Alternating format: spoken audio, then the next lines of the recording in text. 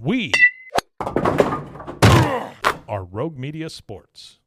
Reese's Peanut Butter Cups are the greatest, but let me play devil's advocate here. Let's see. So, no, that's a good thing. That's definitely not a problem. Reese's, you did it. You stumped this charming devil.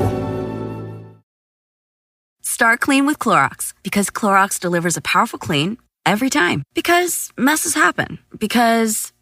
the charcoal mask. Great, because why would I put that on my face when I could drop it in my sink? This is what I get for multitasking. Ugh, why is charcoal so sticky? Hello? Hey, Janice. I am so sorry. I thought I was on mute. No, we don't need to reschedule. I'll just stay off camera. Ooh, yeah, that happens. So start clean with Clorox. Use Clorox products as directed. It is the Doomsday Podcast, an emergency session. We just met. We just said goodbye to the season so recently, as we tend to do regular seasons for the Cowboys. But we're back because the Cowboys have already made a hire.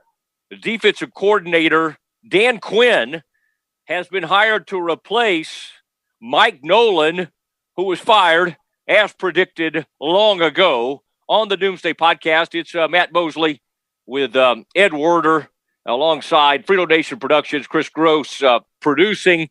And Ed, I got to say, my first thoughts on some of those interviews that were happening via Zoom were kind of like, kind of a meh.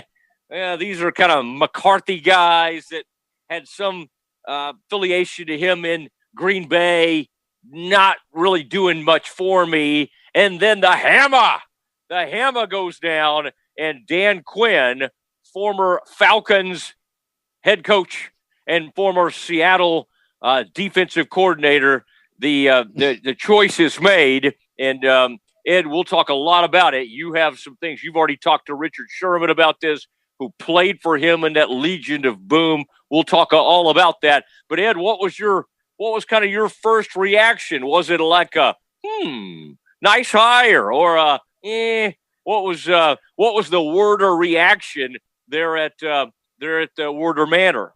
Well, first of all, I would reiterate my position on the final Doomsday Podcast, which was that in many ways blaming Mike Nolan solely for what happened and the failure of the defense at a historic level was unfair to him. And I stand by that. Now we can explain that further later. But as to Dan Quinn, I think it's a totally sensible, if not fantastic, hire. Although it does mean that they're moving back in the direction they only just departed from because they decided it wasn't working to their satisfaction. But the fact that Chris Richard, another disciple of Pete Carroll and the Seahawks defensive philosophy, was effectively the Cowboys defensive coordinator before Mike Nolan, should make for a relatively simple transition for Cowboys players, both in terms of, the terminology and scheme familiarity. And I think that's important, not knowing the limitations the pandemic might create this offseason, something the Cowboys underestimated going into the 2020 season. And Jerry Jones cited that and took some responsibility for that, although obviously the general manager didn't get fired over that decision. It was left to poor Mike Nolan to pack up his office and head elsewhere into the NFL. But I think that it's an understandable hire. I think it's a return to the system that they were playing 2 years ago. I think it means they're going to play in more of a 4-3. But to me, the big question now is, how can the Cowboys properly invest in their defense when the cost of quarterback Dak Prescott might reach historic level against an NFL salary cap expected to be reduced for the first time? Because it's pretty clear that as good as I know Dan Quinn was in Seattle with those Legion of Boom defenses, they did win the NFL defensive scoring title 4 years in a row under three different coordinators. So that alone suggests that they had a great group of players in Seattle. They don't have that in Dallas, and they're going to have to make improvements in personnel if they want Dan Quinn to replicate the success he enjoyed with the Seahawks. Well, and part of the failings in the end with the Falcons seem to be not spending, kind of a similar issue to what the Cowboys have, not spending that much money on that side of the ball. And obviously when they went to the Super Bowl, a lot of the money was being spent on the offensive side of the ball, and they were taking they had arguably the best wide receiver in the game, and then they went ahead and took another wide receiver from that same university. And, oh, by the way, Dan Quinn spent a little time as part of the Saban coaching tree all the way back to those Miami Dolphins days. So that's never a bad thing in light of last night. Chris Gross in the Frito Nation production studios. Sir, please play the music.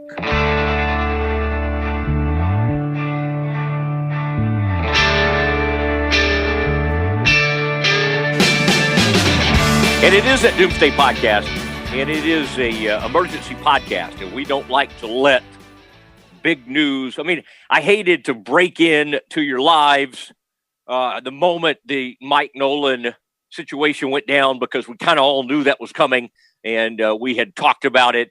And Ed, I do want you later in the program to share your thoughts on why you thought it's unfair, not the firing of Mike Nolan, but to sort of put all the failures and everything on Mike Nolan. I think that would be something good to get to at some point. I do want to start, though, with something I'm kind of excited about. Well, one of your favorite players.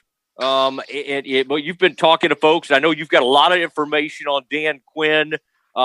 Let's start right, though. I believe, Ed, you were able to catch up, and you've been in contact with a former member of the Legion of Boom. Dan Quinn oversaw that defense as defense coordinator for a couple of seasons. I believe that was 13 and 14. Ed, what have you been able to learn, as one of those Sports Center hosts would ask you? Yeah, I've had the good fortune, as luck would have it, with Dan Quinn becoming the defensive coordinator of the Cowboys, that I covered those Seattle teams for ESPN really throughout their entire playoff runs, not just at the Super Bowl. And then I also was responsible and assigned coverage of Dan Quinn's Falcons when they were at the Super Bowl against Tom Brady. So he has been the defensive coordinator or head coach in 3 Super Bowls, either as a head coach or defensive coordinator. And they were against Peyton Manning once and Tom Brady twice. So he's seen the best there is in the biggest of all games. And you're right. I think of more value than any observations that I can make about Dan Quinn based on that. And I'm gonna share some. I also have some insights from Thomas Dimitroff, who was the Falcons general manager when Dan Quinn was the head coach up until very recently of the Falcons. And I did also reach out to Gus Bradley, but I started with Richard Sherman. And Richard Sherman, as we know, is a fantastic all-pro, potential Hall of Fame cornerback with the Legion of Boom defense. And he told me that, along with Gus Bradley, these 2 guys are some of the best he's ever known in terms of relating to their players and meeting them where they are, he said, connecting with them individually and as a group. He said he will build schemes from the front to the back so the defensive line will be the focal point. He said he's a great motivator. Players will play for him. He said he will find players that fit that scheme. And then one of the players who stood out to me in that regard is Trayvon Diggs, the rookie who started almost the entire season at cornerback, second-round pick from Alabama, had as good a year, I think, as anybody on the defensive side of the ball did.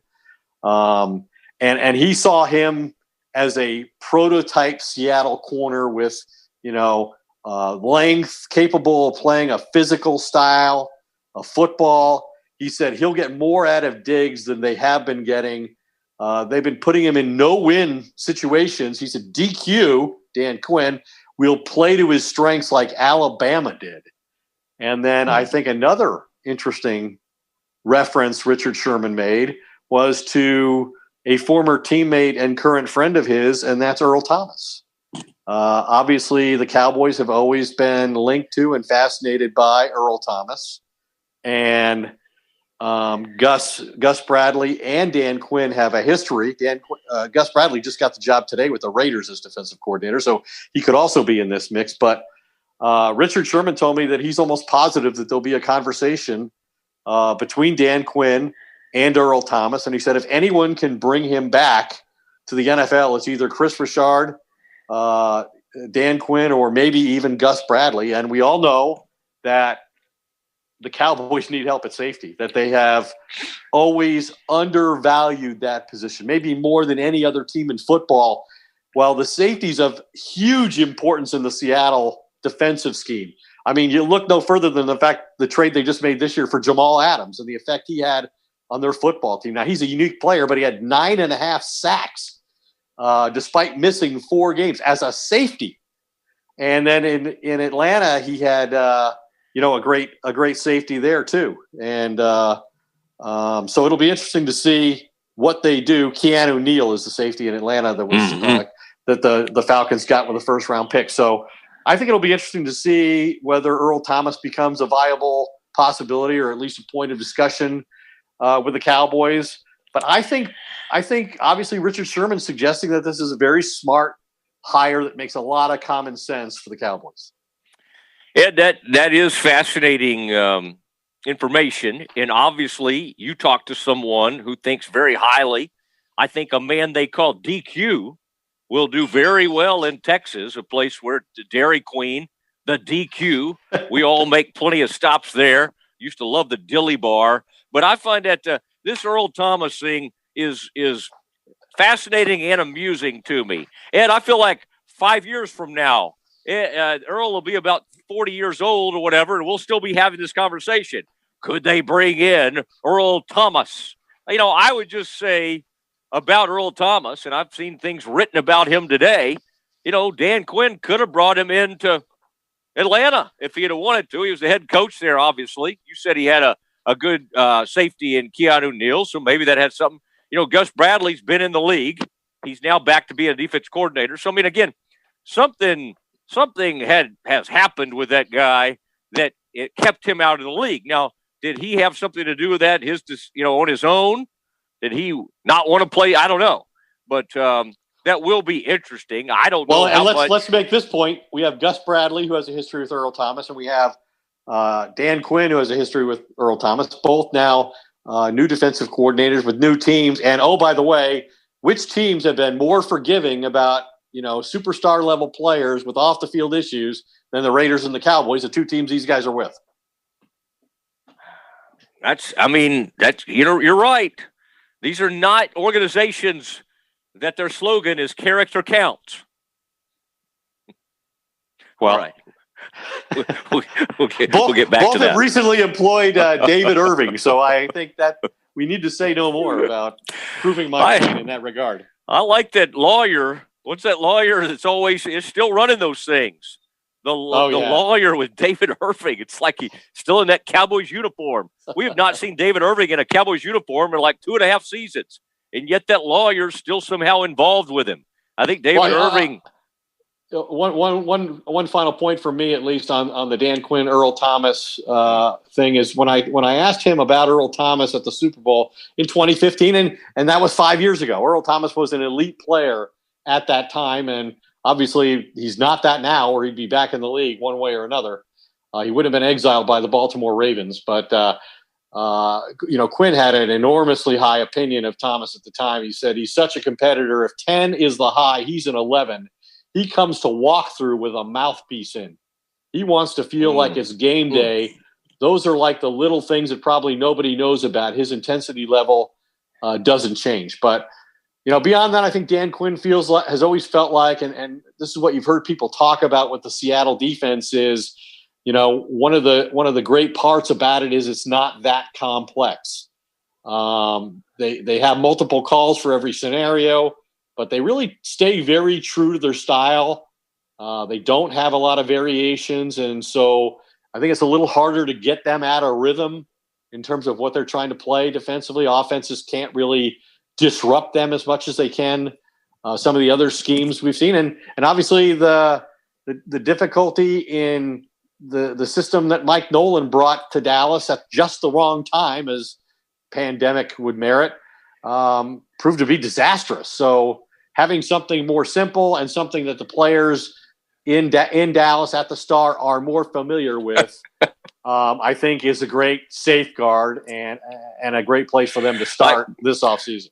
I thought you'd find this amusing. I noticed some of our local writers in Dallas were almost apologetically, they were describing the cover three that he prefers, and it's, as you said, somewhat simple. They'll go the high safety look. They'll go with the cover three. They might go with the cover one, and then almost apologetically, Ed, I noticed someone mention that he does occasionally like to go with the three-man bear front. It was kind of like that thing was so bad this past year, they almost didn't want to mention that he will vary the thing and go with some three-man looks. Now, if you're like, Nolan didn't blitz enough. No, I like to send it to more people. Let's see the Cowboys blitz a little bit more. That's not really what Dan Quinn has done in the past. In fact, I think I think it was similar. I think Mike Nolan, Ed, you're really good with these numbers, and you're always asking ESPN stats and info to look things up for you. What I saw is Mike Nolan was like 20% of the time brought the blitz. This guy, that Dan Quinn has been more around like 22%. So it's not like a heavy blitz, and he's not. I think the differentiation, Ed, in the whole Rod Marinelli scene, you're like, okay, what is this? How does this differ from Richard and Marinelli and all of this? I think Marinelli had more of the attacking style. Let's get in there, let's get the rushman, and let's send them blitzing into those gaps. Whereas, he's more stunting and that sort of thing too. Yeah. Yes, and I don't think this guy minds doing some twist and stunning, but he doesn't send people diving into the backfield. It's more of like hey, let's be gap sound, and let's bring an extra man that they can't account for into the box, and that should help against the running game. Which, Ed, let's be upfront. That's one of the big reasons Mike Nolan and some of this staff, Tom Sula and those guys, are no longer around. This defense this past year was historically bad against the run. Well, it's historically bad against everything because they give up the most touchdowns and the most points in franchise history. They've been playing football for 60 years, so defensive football is not a new concept to the Dallas Cowboys. In fact, Doomsday Podcast acknowledges the one-time greatness of the Dallas franchise on that side of the ball, but no more. And but yeah, the run defense was horrific. In fact, if you look at the games against Cleveland, franchise record 307 yards rushing allowed against the Browns, and then nearly that same number against the Ravens until the final week of the season. Those were the two highest figures of the entire league all year long. The 294 yards rushing by the Ravens and 307 yards rushing by the Browns, both against the Cowboys, were the highest totals in the league until week 17 when the Ravens crushed somebody else with their unique approach to offensive football and the quarterback running power runs and so forth. But yeah, the run defense was a huge liability, but really they just weren't good anywhere. And you can't blitz if you can't trust your coverage in the back end, and they couldn't. The thing that strikes me is it was about this time last year, we were meeting with all the new assistants, and there was all this buzz and excitement, about Mike Nolan as a defensive coordinator because he was going to bring some new concepts, and they were going to use disguise and not be so predictable, and they were going to create more interceptions, none of which really happened.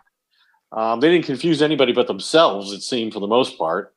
And now everybody's embracing this. Oh, thank God we're going back to this scheme where it's very simple, and everybody will know what we're playing. They'll know what we're playing, and we'll know what we're playing. But we're going to be so good at it that they won't be able to exploit that.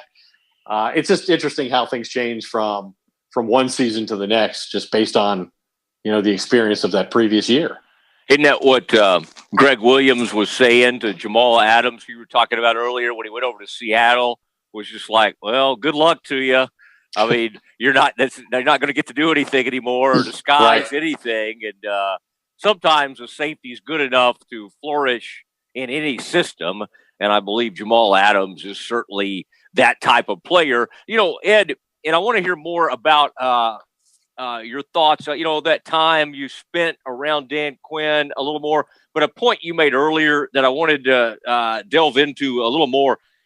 This will come down to, you can say, great hire. Oh, Dan Quinn, great hire. But, a guy's only as successful as his players. The Sark Steve Sarkisian looked like a genius last night, and he did seem like a good play caller. And they're excited about him at the University of Texas. Well, he's got Devontae Smith he's throwing out too.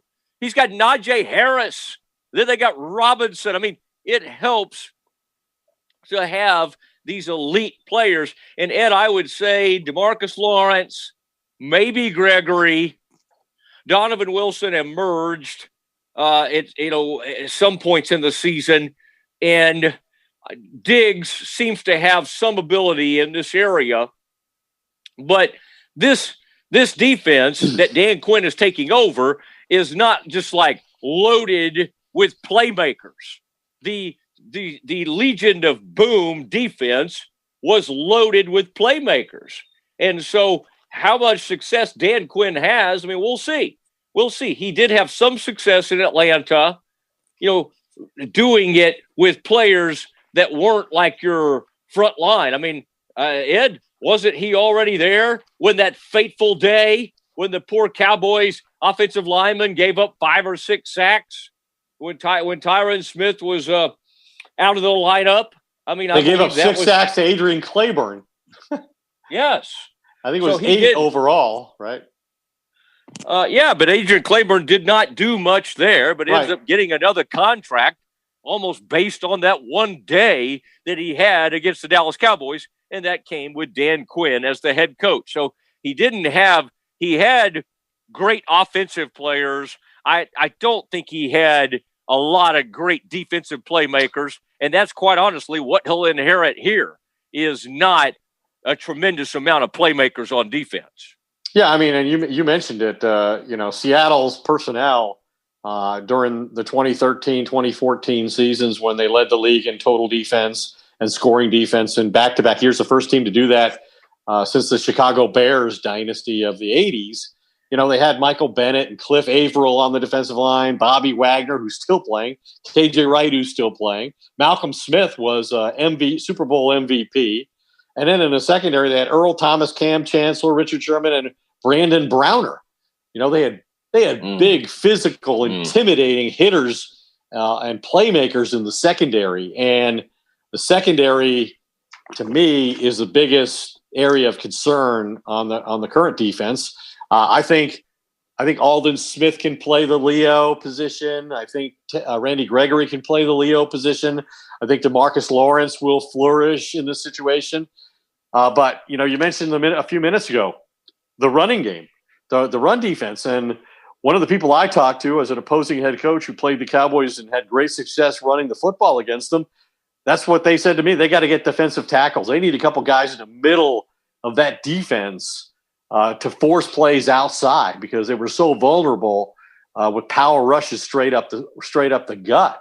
And then the question you have to ask is, well, what about Jalen Smith? What about Leighton Vander Esch? Vander Esch is a great athlete, but he has not proven to be a dependable athlete. He suffered far too many injuries the last 2 years. He's never gotten back to where he was as a rookie in 2017.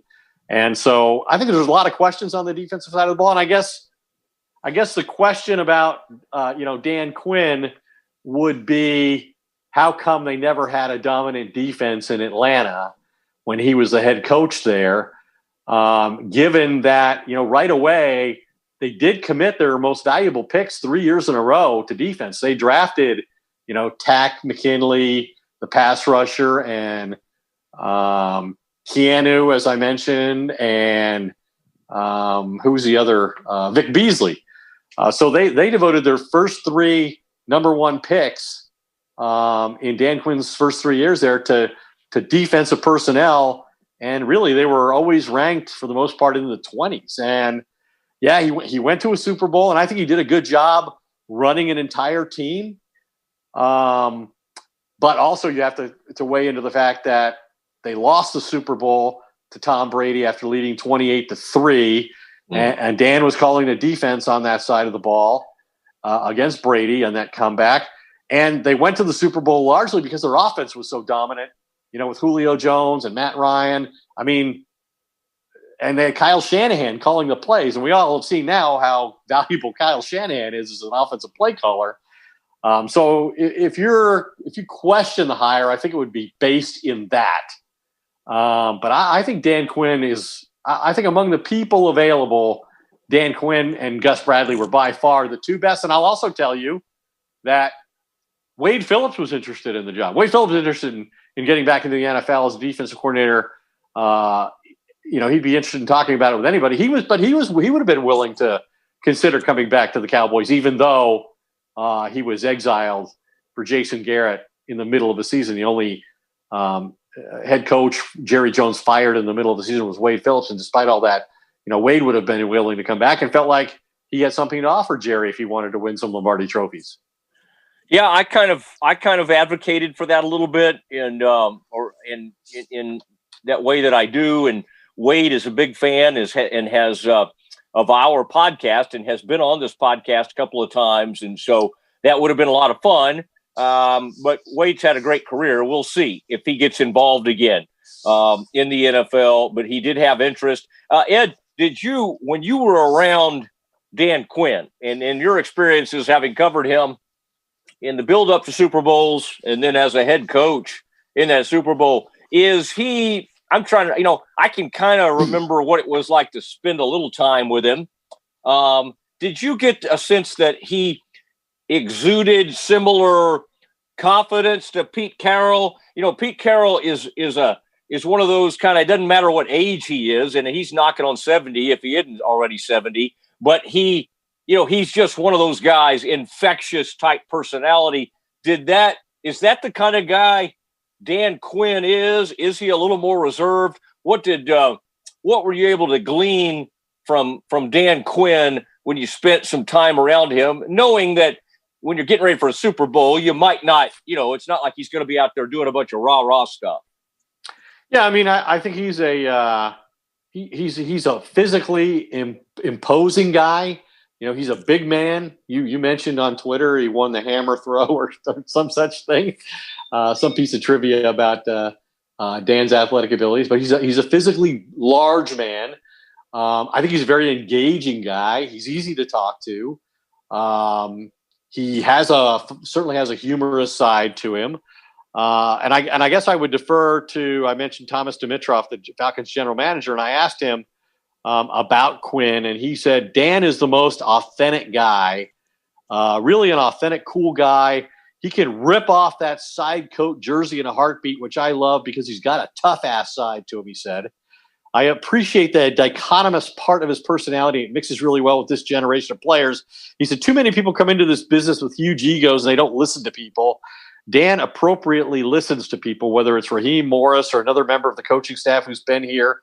He inspires that in other people, the players. They don't see him walking around with his chest out, unapproachable, know-it-all. He's a really cool, unique attribute that he has. It's honestly refreshing. He says sometimes when a coordinator crosses the threshold and becomes a head coach, the day after that they become the head coach, they know everything and everyone bows to them because they think he knows everything. He says that wasn't Dan, and that isn't Dan. So I think that's a pretty good description of the kind of person he's perceived to be by those who have worked closest with him. And, I asked him at the Super Bowl about getting ready to play that game against Tom Brady as the Falcons head coach. And he said, we have a saying, the only fight that matters is the one you're in.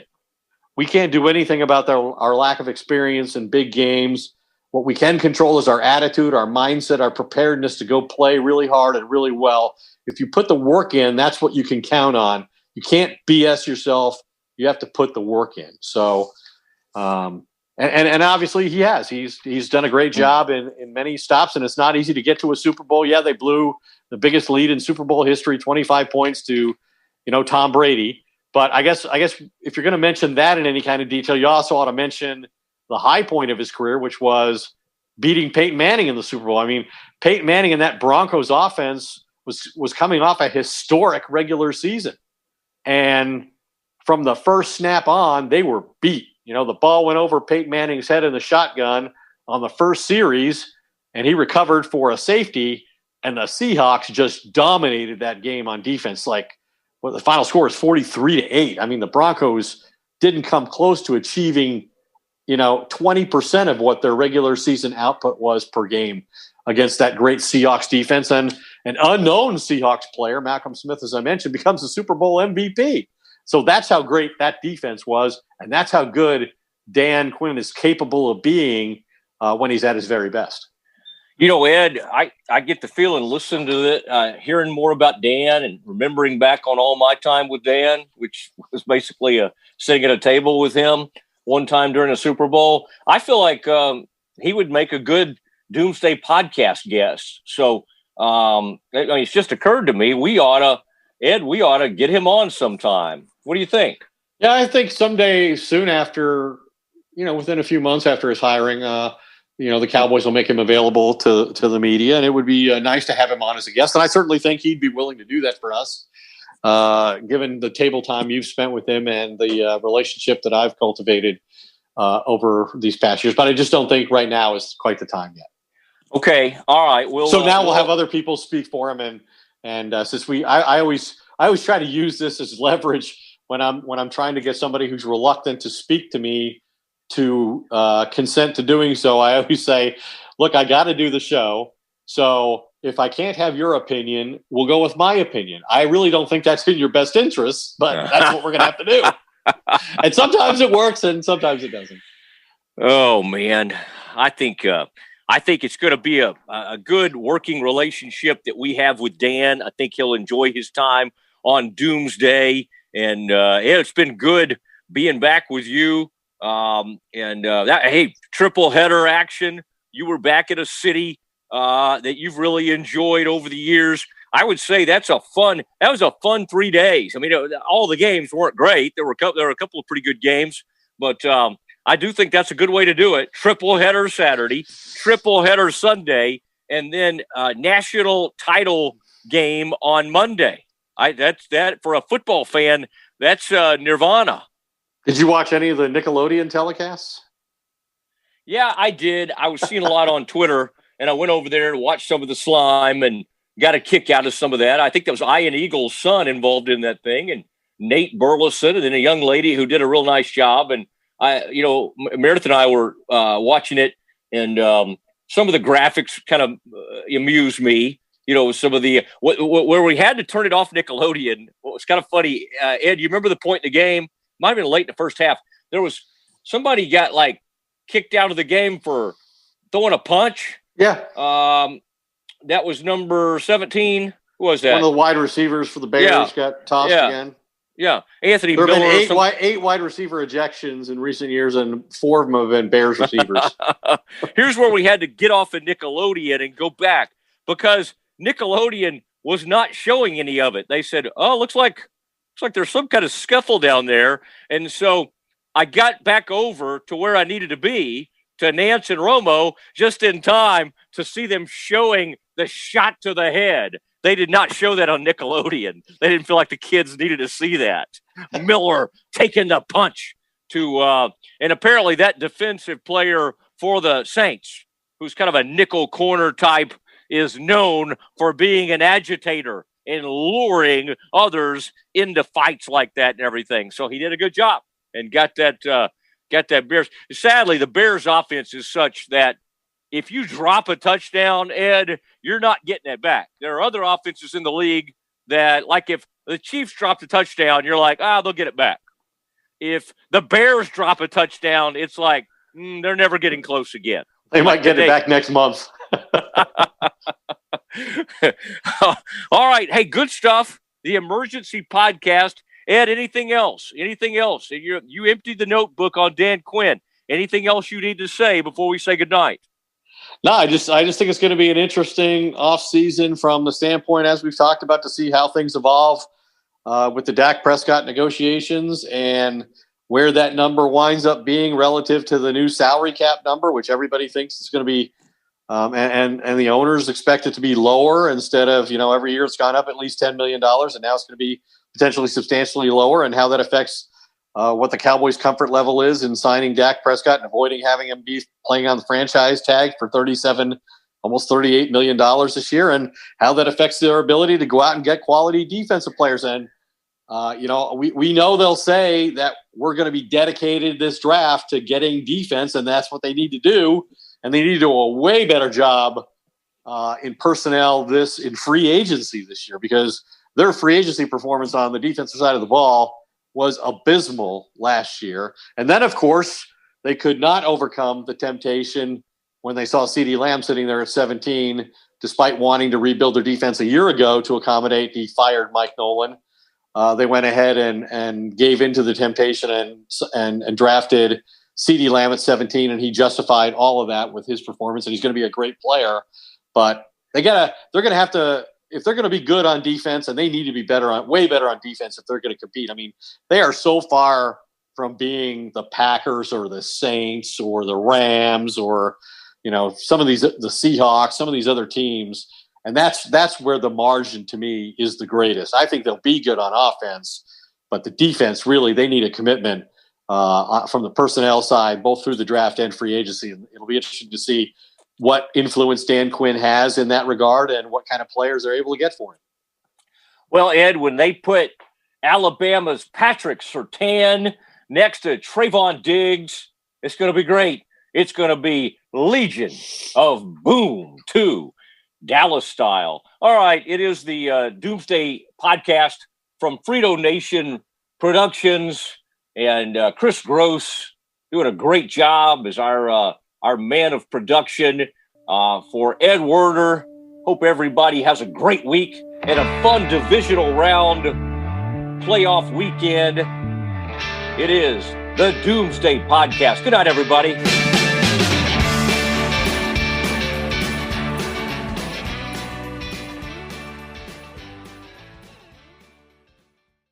Hey, it's Mark Goodman. And I'm Alan Light. On today's podcast, Record Store Day founder Carrie Colleton is joining us to discuss the April 20th RSD special releases. Plus, we'll talk live with our audience, the Sound Up Pod Squad, and find out who still listens to vinyl. And some updates from the Beatles universe. Oh, good. Sound Up with Mark Goodman and Alan Light, the only music podcast that matters. Get it on Pandora, Spotify, Apple Podcasts, or wherever you get your podcasts.